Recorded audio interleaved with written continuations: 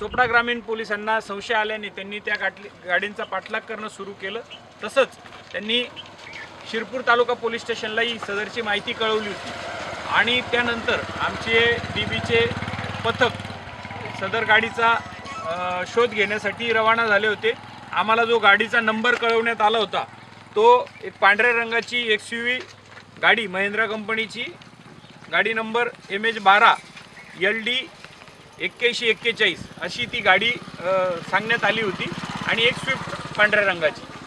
तर त्या गाडीचा आमचे अंमलदार शोध घेत असताना police head constable Santosh Patil आणि त्यांच्या टीमला या ठिकाणी ही अपघातग्रस्त झालेली गाडी दिसली आणि ती गाडी अपघातग्रस्त झाल्यानंतर त्यांनी त्याच्यात जवळ जाऊन पाहिलं असता त्यांना त्याच्यात काही गुणी दिसल्या आणि ते काहीतरी अंमली पदार्थ असावा असा त्यांना संशय आला आणि त्याच्यानंतर त्यांनी तात्काळ ते ठाणे अंमलदाराला कळवलं। ठाणे अंमलदारांनी आम्हाला कळवलं।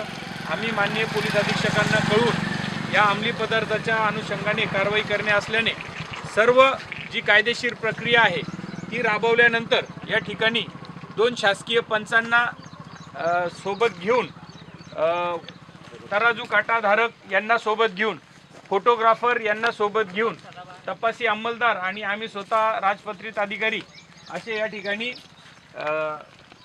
दिसते परिस्थितीचा पंचनामा करण्यासाठी आलो आहोत।